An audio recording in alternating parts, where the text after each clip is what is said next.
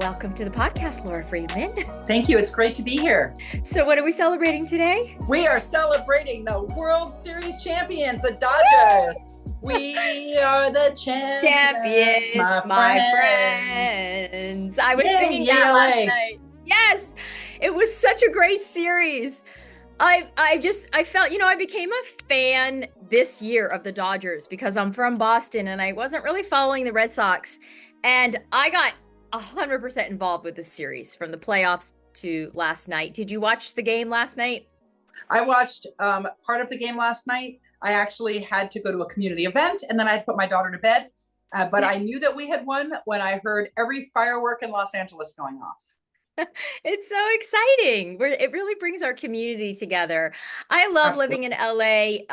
Thank you. Wow, the timeliness of this. Thank you. We are just days away from the election and you made time to talk to me today. So thank you. You are in a race and I'm curious what your temperature is right now, how you're feeling about District 30. I feel good about the race. I have been representing this community for a very long time. I started as a city commissioner in Glendale in 2005. And in 2009, I was elected to the Glendale City Council. I served as mayor and then was elected to the legislature in 2016, where my district was a large portion of the 30th Congressional District. And I've lived in the 30th Congressional District since 1992. So I know the district very, very well. I have seen it over the years change and develop.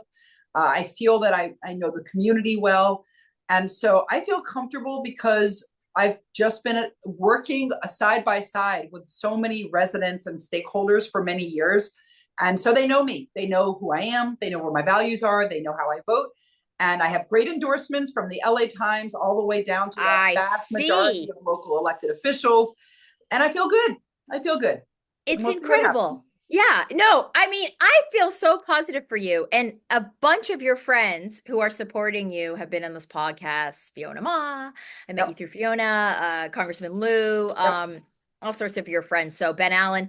And I mean, everyone's supporting you. You look very relaxed. And I'm wondering, how do you manage that? I do not feel relaxed about the national election at all. I feel very tense, but I also believe that it's very important in this time of anxiety that we practice self-care. So the night yesterday, we had a town hall. I did a town hall. My last town hall as an assembly member about mental health.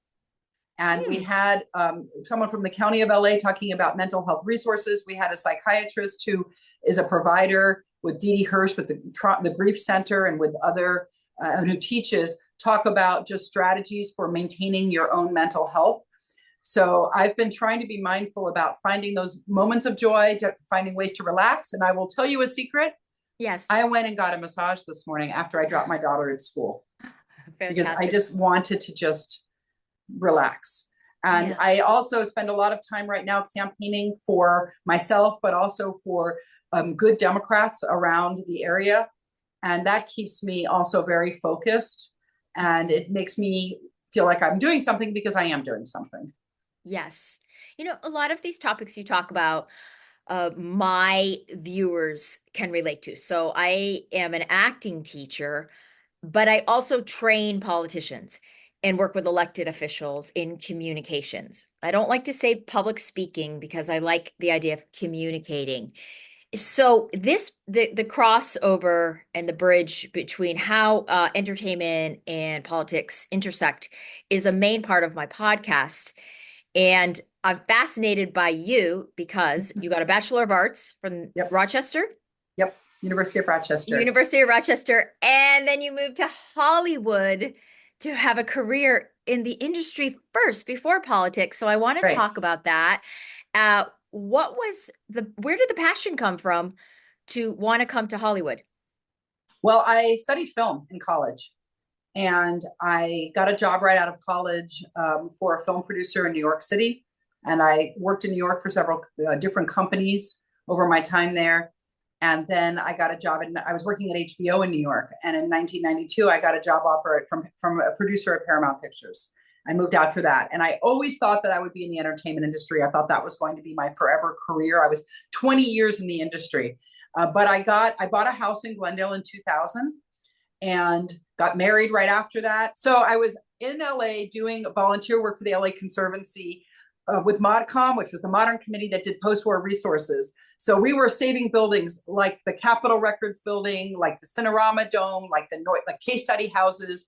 And when I moved to Glendale, I got recruited by the Glendale Historic Society, by some of the people, to go on a city commission in Glendale.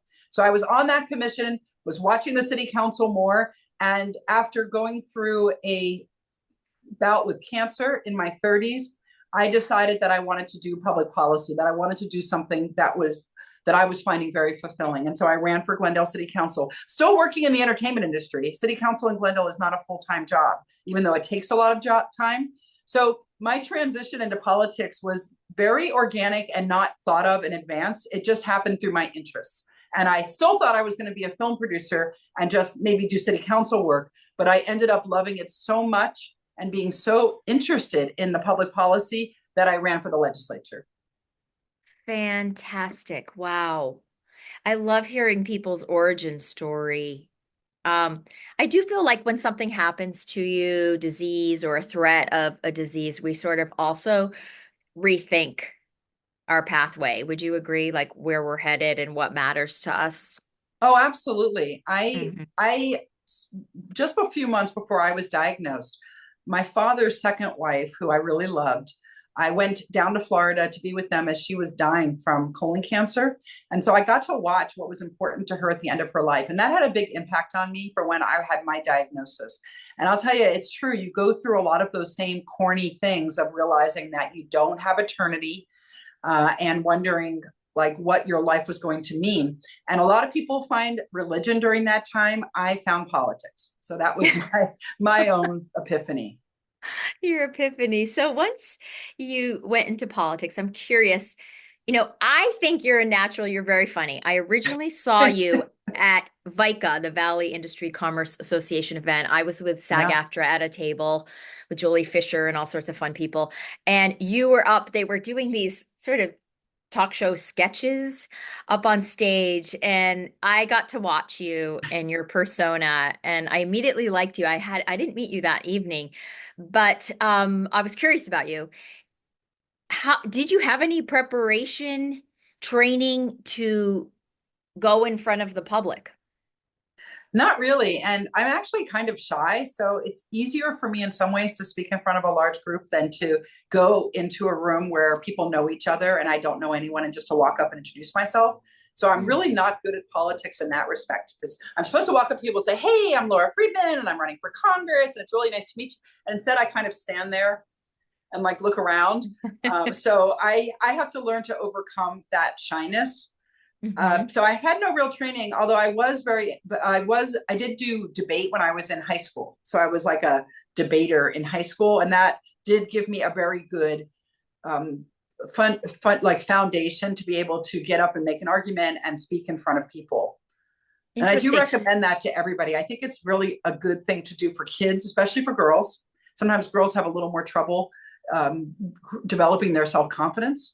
For Mhm. me, I was really, really shy as a kid, and doing debate competitively taught me to at least fake being confident, which is really all you need to do. You don't have to really be confident; you just have to pretend to be confident.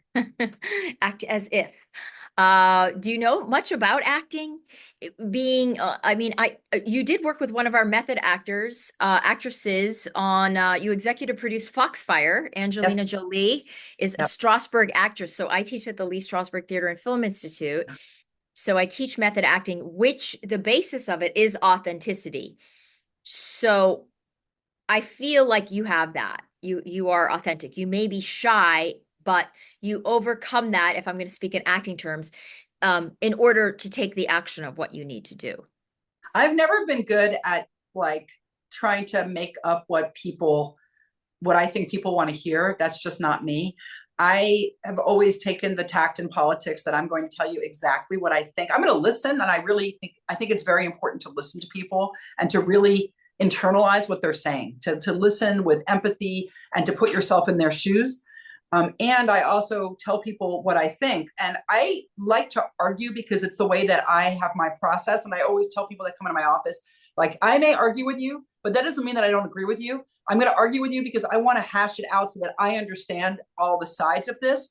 And it doesn't mean that I'm not going to, at the end, say, I absolutely agree with you and I'm going to take your side in this. I want to hear all the arguments that you need to make.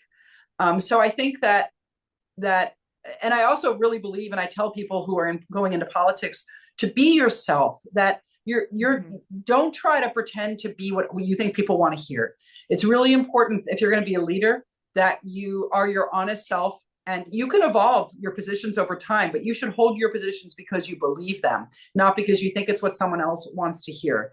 And so I've never been shy about arguing with my constituents, telling them what I think, listening to them, evolving my position when I need to.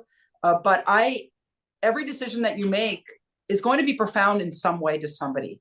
And so if you're going to wake up at the end of this and believe that you did a good job, and again, this to me was about when I went through my cancer experience, wanting to make a difference in the world. I do that by being true to myself. And I have to be the one to live with my decisions. And one day, I'll be sitting there with nothing left but my life and the decisions I made. And I want to look back and be proud of it. And so I do try to be authentic and to, legislate from the heart. Oh, I love that so much. Legislate from the heart. That's definitely going to be the tagline of this podcast. I'm all about acting from the heart. I think we're very similar in the ways we function and operate. Talking about your constituents. Yeah.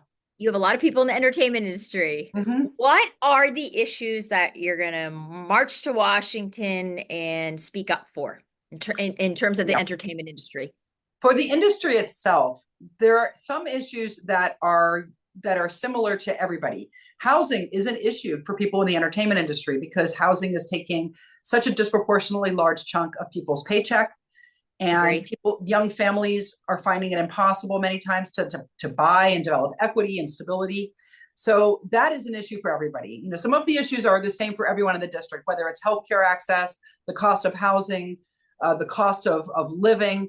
That's an issue for everyone. But particularly for the industry right now, it's just a lack of work. We have seen a lot of productions move out of state. We've seen a lot of productions move out of the country. This is a trend that's been going on for quite a while. But COVID really was a huge blow to the industry. People weren't working.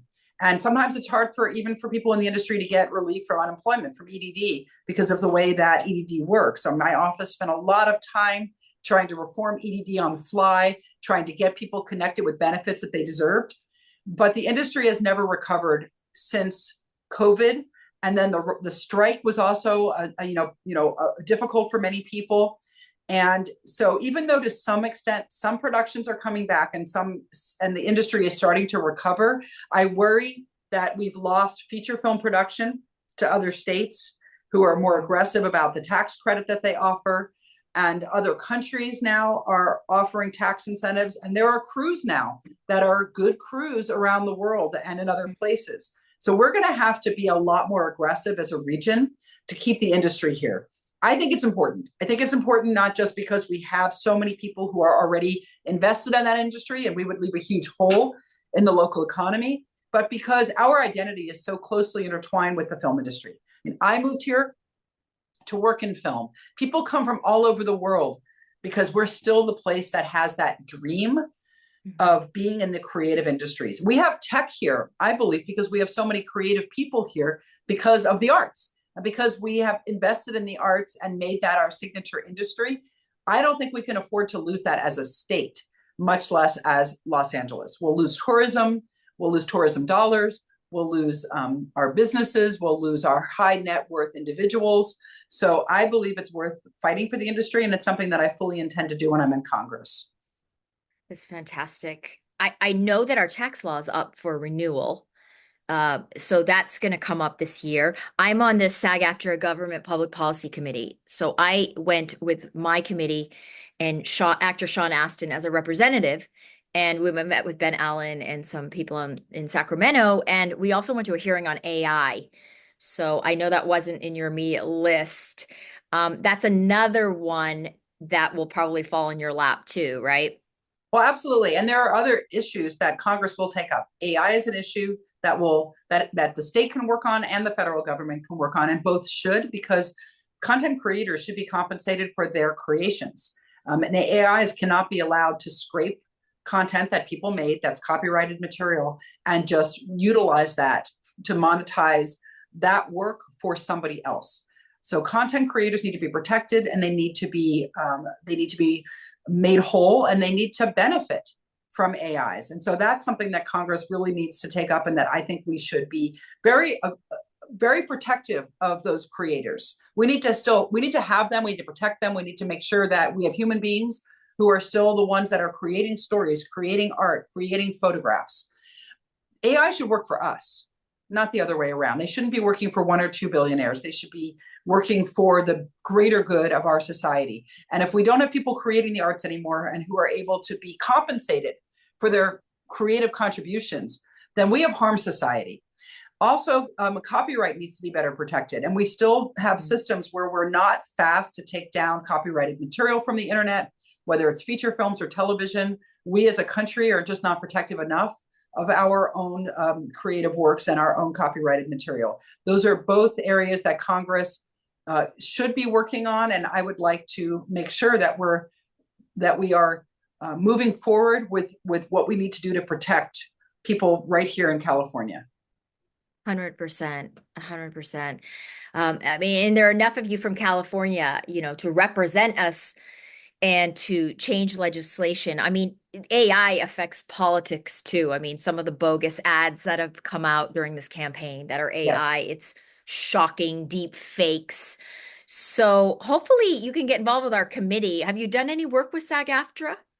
I have. And in fact, there was a California law around deep fakes being identified as deep fakes. And I believe it was Elon Musk, pushed back or sued, I don't know if he sued, but he certainly pushed back. And as far as I know, a federal judge put that bill on hold so that it won't be active for this year, which is really awful, because there's a difference between, creating satire, for instance, or creating something that is meant to mislead people. And it's far too easy for AI to mislead people to thinking that a politician said something or did something. Video can be altered now very, very convincingly, and that problem is just going to get worse and worse. Same with photographs. And the public has a right to know who altered this material and why. And it should be labeled as altered material if that social media platform knows it. I did a town hall several months ago called AI and the Threat to Democracy. And we had a professor from UCLA who was saying that, if people don't believe the material that they're seeing, they don't want to participate in democracies. And we know that we have nefarious actors from around the world. We have other nations who are right now waging a kind of a war against us, using deep fakes, using manipulated information, using bots on the internet to create anxiety in the United States, to undermine our democracy. We need to take that seriously. And we need to be on the defense and on the offense when it comes to protecting the information that the public receives. Do you think that people in Congress right now are lax on that? Or do you think that there's just so many issues that it's not first on the table? I think they're lax. And I don't think that there is a threat to the First Amendment. I think that you can still have this material out there and just make sure that when it comes to elections, that it's labeled. In the same way that we say that, sure, you can send political flyers out to every house you want, but you have to say who pays for that. That's not a threat to the First Amendment. It's not a threat to the First Amendment to identify if somebody's made a deep fake, who made it and why, the same way you would any other kind of political advertisement. Yes. Okay. Well, I feel confident that you're going to take this on for us. It's really frightening as actors, and we are trying to do something about it, but we're just a little too late. Everything's a little too late to catch up. My concern is that if they label things, it's just going to be like a tiny, tiny, tiny, like you see at the bottom of these medical ads, And well, the unions like SAG-AFTRA have done a great job at bargaining and making sure that they negotiate with the MPAA, with the studios to try to ensure that actors' likenesses are protected, so that if they want to use an actor's likeness, they have to them. There was a bill that passed this year that said that the estates of actors who have passed have to be that they have to agree to allow the likeness of Mhm. those relations to be used, and that they have to be compensated, so that if the child of an actor, if an actor's used and if they've passed and a studio puts them into a movie, that those heirs need to be compensated so that at least they benefit from that use. 100%. Yep. Okay. One of my last questions is going to be any inspiration for actors? I mean, you've clearly been in the industry and been successful. And for Yeah. a lot of my listeners are beginning their acting careers. So, what did you learn when you were producing movies? And what can you pass on to my actors? I think that acting is a tough road, but it is something that people are driven to do. And so to be able to do something, even if you don't get rich, but if you can make a living, or even if you can go on stage and volunteer to do something you love, that's more than a lot of people. A lot of people never find that calling. They never find the thing that makes them passionate and makes them happy. So I would say that whatever you need to do to allow yourself to be in that place that you enjoy, whether it's working a job that's more flexible, but make sure that you have stability in your personal life, that you have enough of an income that you can move forward with your acting career, but that you're not going to suffer because of it, become homeless, have to move out of town. And I would say that for anyone who's trying to write or be a studio, development person, or whatever it is you want to do, you have to make sure you can feed yourself and that you have a place to live first, and then devote as much time as you can to your craft. And just know that if you truly have talent, I believe that Hollywood will be the path to your door, that eventually that talent will be recognized, because true talent is something that is rare and precious. So if you have it, someone will find you, whether you're a writer or a photographer or an actor. And there are still opportunities out there, and just be able to be open to opportunities when you find them. Make friends, push yourself, go outside of your comfort level, say, hey, it's not exactly what I wanted, but I'm going to give it a try anyway, because it may be that opportunity that you've been looking for. It might be something that you find that really is the perfect fit for you. So especially when you're young, don't be afraid to try different things. I mean, I wanted to run a film studio one day, and now I'm going to Congress, hopefully. Yes. That's an amazing thing I wouldn't have predicted even 10 years ago. And yet here I am, and I couldn't be happier about it. Wow. Would not define you as shy. I would define you as a powerful visionary. Oh, please, I just say, follow your dream. You're here because you're following a dream, like so many of us here in LA, and I commend you for it. I know it is the city of dreams, isn't it? It is the city of dreams, and it's a wonderful and vibrant, wonderful place to be. It's like there's so much energy here. That's what I love about Los Angeles. And you, whoever you are out there starting out, you're part of that energy. You're part of it. So we're all glad you're here, and we want you to succeed. I want you to succeed. You got people in your corner. Thank you so much, Laura. You made my day. Thank you so much. I appreciate that. That is so generous of you. If people want to reach you, contact you, what's your social media? Where do they find you? My social media is Laura Friedman CA on X. I have a website, lauraforcongress.org. Hopefully soon I'll have a congressional website, hopefully, if all goes well next week. So those are the best ways to find me. I'm on Facebook, but I don't know how you do Facebook handles, but I can be found. Your name. Yeah, well. You're pretty well known. Yeah. Okay, so I want to come visit you on the Hill when you have your office. I would love to. I would love that too. That will be fun. And I'm going to be thinking of you Tuesday, and your energy is beautiful and positive, and we need you in Washington. You are a breath of fresh air. So all prayers, hopes for you on Tuesday. And thank you for making the time to come on my podcast. Thank you. It's been a joy.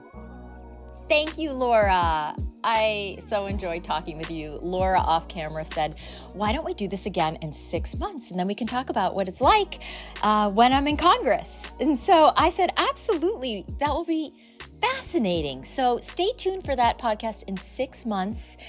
I want to thank Laura for coming on the podcast and wishing her the best in her new congressional seat. If you'd like to hear more of these podcasts, please go to my website at diaryofanactress.com. Until the next time, stay inspired.